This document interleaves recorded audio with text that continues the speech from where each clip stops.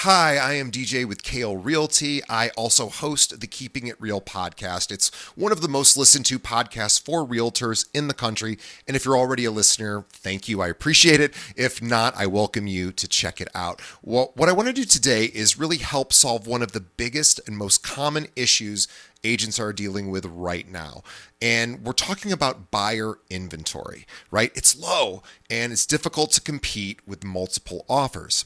So on my podcast, I interview the top 1% of agents all throughout the country. Now, these are the agents that single-handedly or in teams sell hundreds of millions of dollars in real estate every single year. What I've noticed this year, 2025, is that these top agents are reporting that even though it's a really difficult year, this could be the best year ever for the people that I interview. So, or it's among their best years. Like, for example, my friend Carrie McCormick here in Chicago is on pace to have her very best year ever. It's her 25th year in the business. And many other top producers are reporting the same thing. So I know that business exists and the top agents out there are crushing it. So what are they doing? So I don't have all the answers, but I do know what they've told me. And I'd like to share with you some actionable strategies that you can employ right now to help you get more business. Now, all I ask of you is that if you find this information useful, that the next time you're looking to see what other firms offer, that you give KO Realty a chance, give me a call. I'll tell you more about it. All right, let's get to it. So we're going to dive into working with buyers. So what happens with most listings in a multiple bid offer situation, and that's what we're dealing with right now, right? There's not as much inventory on the market, a lot of buyers, and multiple offers are happening. So we're going to talk about how to win in multiple offer situations. But first, let me help you before you even submit the offer. Now, the moment your buyer expresses interest in a property and before they fill out any paperwork, you're going to call the list agent. And you're going to tell them your buyer is super interested and motivated to buy this home. They love this home. They must have this home. And can you tell me, Mr. List Agent or Mrs. List Agent, what the owner might be looking for so I can submit an offer that works best for your seller? Now, here's some questions you are going to ask the seller's agent. Does the seller have a preferred closing date or possession date? Super important. Is the seller looking for a quick close or do they need more time before moving? Besides price, what terms are most important to your seller? Now, is the seller more focused on certainty of closing or on the highest possible price? Have you received any offers yet? Now, most agents will say yes without disclosing details. When is the offer deadline, if there is any? Does the seller have a preference between cash versus finance? Is the seller comfortable with FHA, VA financing, or do they prefer conventional? Now, you're going to ask one more thing. What's the pain point? What's the main thing the seller's looking for? Do they need a quick close? If so, you're going to focus on speed. If they need time to move, you're going to offer a post-close possession. And if they're nervous about inspection, you're going to offer as is or a short inspection period. Now, what they're doing is they're giving you the exact blueprint or at least hints of what the seller wants, right? So now you have your list of what the seller wants. Go back and write those questions down if you miss them, but we're going to now draft the offer. Now, before you send the offer, you're going to summarize the main bullet points in the body of the message, the email that is being sent with the offer. Do not make the agent have to open your PDF to see the offer. That's one more click they don't want to do. They're going to do it anyway, but make it easy for them. In the body of the email, you're going to summarize the most important points and specifically the most important points that the seller's agent told you are important to that seller. We're going to make it match the seller's wishes. We're going to emphasize certainty, speed, and low hassle. So I'm going to give you an example. So you say, hi, Mr. and Mrs. Agent, we know you're busy and we want to make this as easy as possible for your seller. Here's why our offer stands out. You're going to give price and terms. You're going to give the cash or the type of loan. And then you're going to talk about the pain points, right? Does it matches the preferred closing date of May 30th, like you told me. It's an as-is sale or an inspection in 5 days. We're going to do strong pre-approval from local lender. You're going to attach that, by the way. You're going to do flexible possession terms if needed. Or our goal, and then at the end, our goal is to make this smooth, clean, and super easy for you to get to the finish line. Now, in the offer itself, so that's what you're going to put in the body. In the offer itself, you're going to not just have the offer, you're going to also have the proof of funds and the pre-approval letter in the same packet, right? All of that together.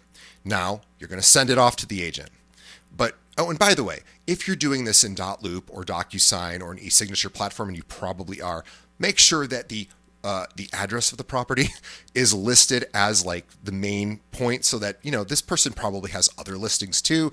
And they, of course, want to just make it easy for them to understand what this is. Don't put the client's name in .loop, for example, as the loop. Put the address of the property so they know what the heck it is. All right, you're going to send it off, but you're not done yet. You're now going to text the list agent and write, hey, I just sent over an email with the offer for X address. This is DJ at Kale Realty. I'll follow up with you in an hour to make sure you received it. Now, you're still not done. Now you're going to text the lender, hey, if there is a lender, please call, so-and-so agent at Y number and vouch for the buyer's strength. Please text me back to let you know this has been completed. Thank you. Okay, so now you've texted, and now the lender has reached out and called. Now, once an hour goes by and you don't hear back from the seller because they're probably busy, you're going to call. You're going to call them, hey, just confirming receipt that you received the offer. If there's a counter, you're going to let them know exactly what you can do to get back, when you can get back to them, right? Awesome. Let me check. I'll let you know within an hour what the buyer wants to do. And if I don't get in touch with the buyer, I'm going to let you know that too, because he's working. I'm just going to let you know what's going on. Now, remember, what you're really trying to do is three things here. You're going to, number one, demonstrate that your client really wants and needs this property, because sellers and agents and sellers' agents, they love motivated buyers, right? You're going to demonstrate how on the ball you are. And this is probably the most important piece. Sellers' agents love it when they get an offer and follow up from an agent representing the buyer who is so on top of it, is so motivated, is so like, my client's got to have this. I've got everything you need. Please tell me what we're missing. I want to make this happen. Because what that demonstrates to the seller is that, wow, this person really wants to get this closed. I have confidence in this other agent. And boy, and then the lender's also going to call. Boy, these people really are on top of things. Do you know that about half of all offers, no follow-up at all? No lender call, no follow-up from the buyer's agent, no text, hey, did you get it? Literally just send it off and hope and wish for the best. It's crazy, right? Don't do that. You're also going to demonstrate, the tone. Your tone is going to be about making the life of the seller and the seller's agent easy. It's all about ease, right? You want to make it easy for them. So you're going to talk about getting this done with no headaches. These are the magic words that every seller wants to hear. This is going to be smooth sailing. It's going to be easy. Thank you so much. So let's recap. Now, before the offer that you send, you're going to call the lender and find out call the seller and find out exactly what the seller wants. You're going to craft the offer and summarize with bullet points exactly what the seller wants, or closest to it. You're going to give the loan information and proof of funds. You're going to call and text immediately, and an hour later, you're going to follow up. You're also going to have the lender call and follow up, vouching for the buyer, and then you're going to keep reinforcing to the seller that this is all going to be smooth and easy as pie, right? Now, did I miss anything? Please sound off in the comments. Now, this is what top agents have told me they do, and I have been having these conversations for 7 years, and this is the same message I hear over and over again. And they always say, I am shocked as a list agent, when I receive offers where there's no cover letter or no summary of information, there's no follow-up, there's no, people want motivated in the business agents. So you need to act as if this is the most important deal. You are so on top of things, because that agent's going to be like, wow, this person's going to get it closed. So let me know how this works for you.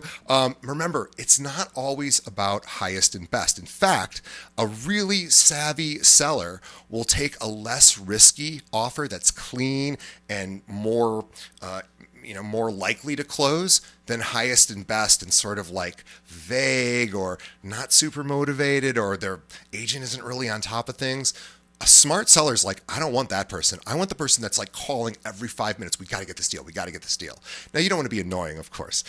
And I don't mean call every 5 minutes, obviously, but you want to be professional. Professional, like you would imagine this was a sale you were trying to make in a different profession, right? You would be calling the person saying, did I miss anything? Is there anything more we need to talk about? Is there anything more you need to know to make this decision, right? This is what you want to do. Fortune is in the follow-up. It's not in the actual offer. It's the follow-up, right?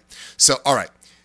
That's all I wanted to talk about today. Please let me know if this was useful. Please check out my podcast, Keeping It Real. We do new episodes every single week, talking to the top agents in the country for over 7 years. We have over 7 million downloads. KeepingItRealPod.com is our website. You can also find us on any streaming podcast app. We're everywhere. And we will see you next time. My name again is DJ Paris. Thank you.